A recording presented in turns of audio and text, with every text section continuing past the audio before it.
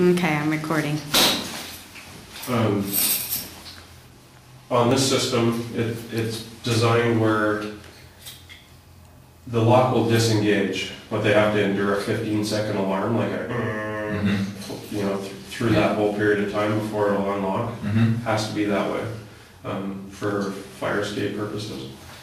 Right now, this cylinder is set up where if you turn it to the left, it arms it. Okay. If you turn it all the way to the right, it disengages it. So say you guys had, somebody needed to come and go, and they didn't want to keep putting their key into the lock to disengage it. This is like a master cylinder. Okay. This one's only red keyed. Okay. No other keys working, I mean the maintenance ones. If you ever had a fire alarm go off, you'll have to come and rearm it.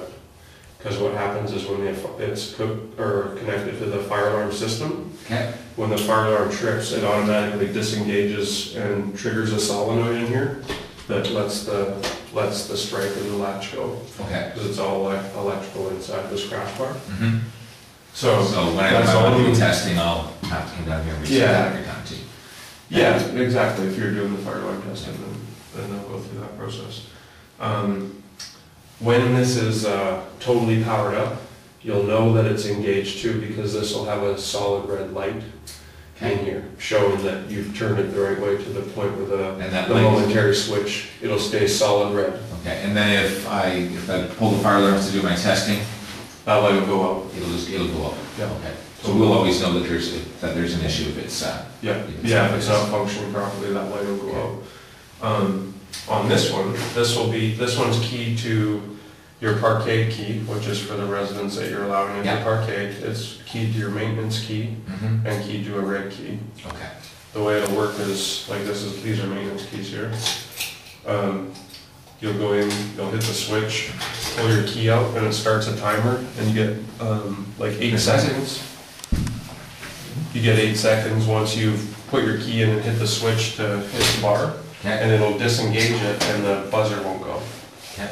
So that's kind of your bypass to short circuit this whole process. Yes. Okay. On the outside of the door, this functions the exact same way. So when you come downstairs and want to go into the parkade, this is going to be locked. You'll go to hit this handle, it won't do anything, it'll have this totally locked off. So then you would come do the same idea. Put this in here, it would hit it, or it would start the timer, you get to open it. Once it closes again, it takes 10 seconds for itself to rearm. Okay.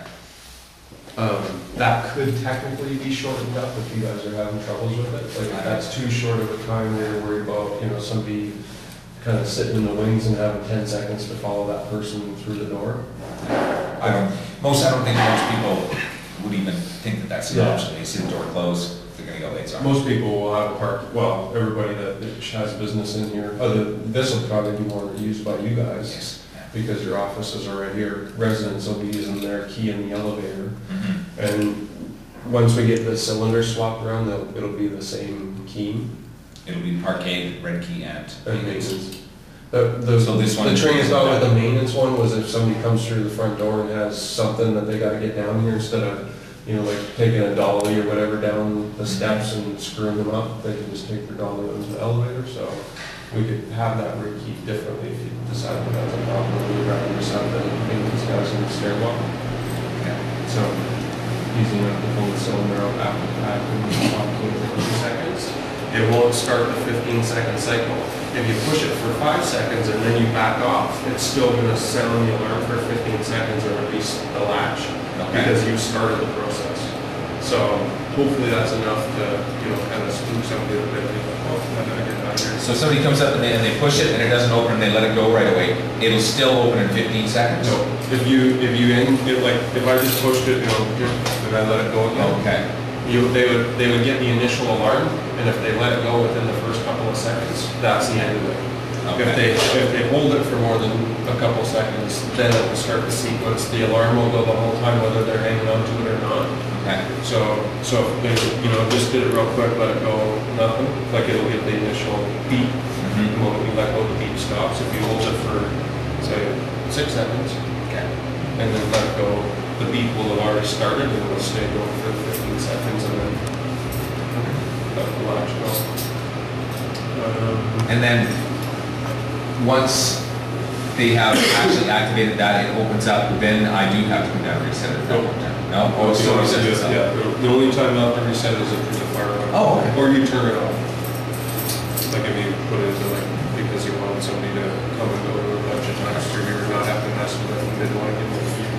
Okay. Now you put the key in and you turn it to the left. That, yeah, so it'll function in that same manner. Now, But something is backwards in here, like instead, like when I hit that switch, that'll make this will be on solid, that'll make the light actually go out, like when the door's shut. So it's So backwards. yeah, that is something that we're coursing with, had the Jackson guy, and then we're gonna get Sun Valley to help us just do the last little bit to it, so. Okay. I don't think there's anything else.